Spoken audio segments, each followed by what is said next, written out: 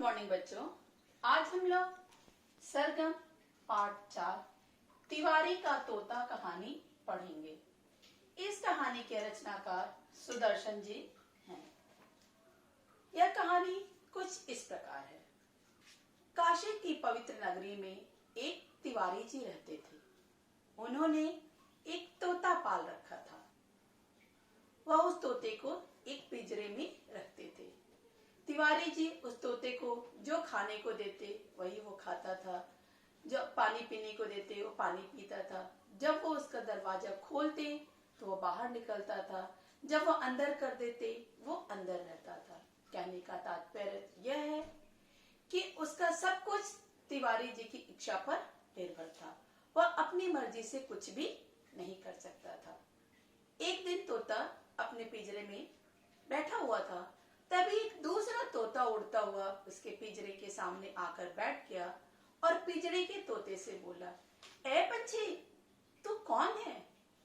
देखने में तो तू मेरी तरह ही लग रहा है।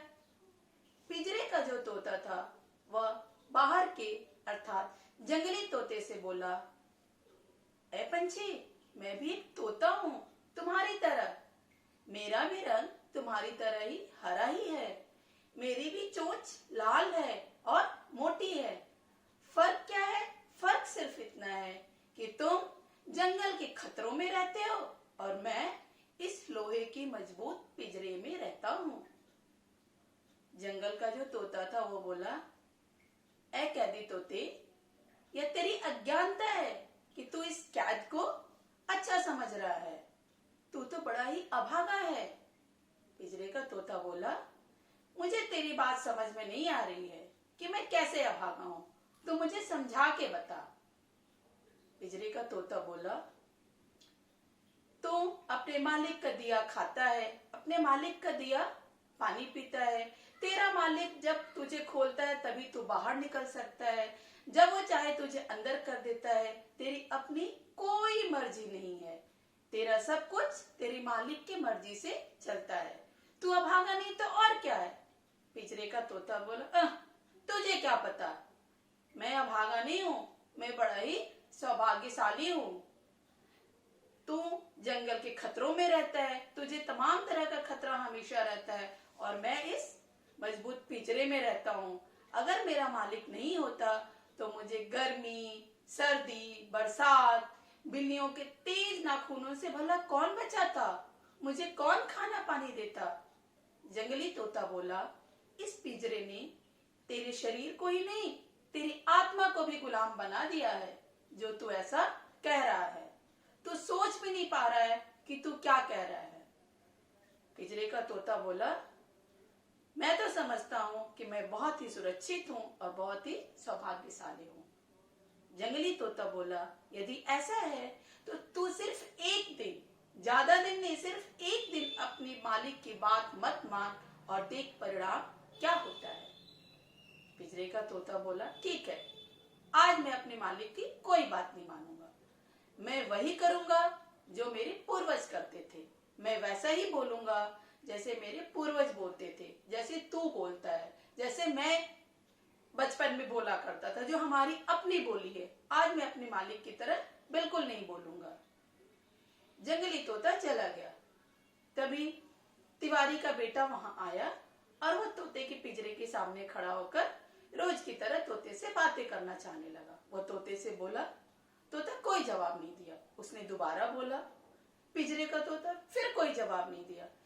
जो तिवारी का बेटा था उससे गुस्सा आ गया। वह एक सीख ले आया और पिंजरे के अंदर डालकर उसने तोते को सीख चुभोई। पिंजरे का तोता अपनी गर्दन पे घाव खाकर पिंजरे में अलग हो गया, लेकिन उसने कोई भी जवाब नहीं दिया। तिवारी के बेटे को और गुस्सा आया। उसने पुनः उसमें सीख घुसाया और उसकी छाती में घाव किया। पिंजरे का तोता अपने छाती पे घाव खाकर पुनः पिंजरे में अलग हो गया, लेकिन वह तिवारी के बेटे का जवाब नहीं दिया। तिवारी का बेटा बार बार सीख चुभो चुभो कर तोते को घाव देता रहा। तोता घाव पर घाव सहता रहा, लेकिन वह तिवारी के बेटे का कोई जवाब नहीं दिया। वो यही सोच रखा था, आज तो मैं वही करूंगा जो मेरा मन करेगा, जो मेरे पूर्वज करते थे, जो वो जंगली तोता करता। आज मैं इसकी किसी भी बात का जवाब नहीं दूंगा। तिवारी का बेटा सीख चुभोते चुभोते तोते को मार डाला। दूसरे दिन जंगली तोता वापस आया, क्योंकि वह उस दिन पिंजरे के तोते से वादा करके गया था कि मैं कल वापस आऊंगा, तब तुम बताना कि तुम अपने मालिक की बात नहीं माने, उसका क्या परिणाम हुआ। जब जंगली तोता आया तो देखता है पिंजरे का दरवाजा खुला हुआ है। पिंजरे का तोता वहां मरा पड़ा है।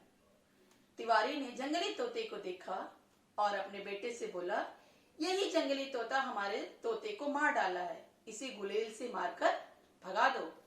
तभी पिंजरे के तोते की आत्मा से एक आवाज आई, नहीं नहीं, उस जंगली तोते को मत मारो, उसने एक शरीर को ही नहीं, एक गुलाम आत्मा को भी कैद से मुक्त किया है। उसने मुझे आजादी का महत्व बताया है, उसे मत मारो। यहाँ पर तिवारी का तोता कहानी समाप्त होती है। बच्चों, इस कहानी में सुदर्शन जी आपको यही बताना चाह रहे हैं कि हम पराधीन होकर, किसी के गुलाम बनकर कभी भी अपना विकास नहीं कर सकते। यदि हम उन्नति को छूना चाहते हैं तो हमें पराधीनता को त्यागना होगा, हमें स्वतंत्रता चाहिए। लेकिन बच्चों, यह ध्यान रखेंगे, हमें स्वतंत्रता चाहिए, स्वच्छंदता नहीं। धन्यवाद। आपका दिन मंगलमय हो।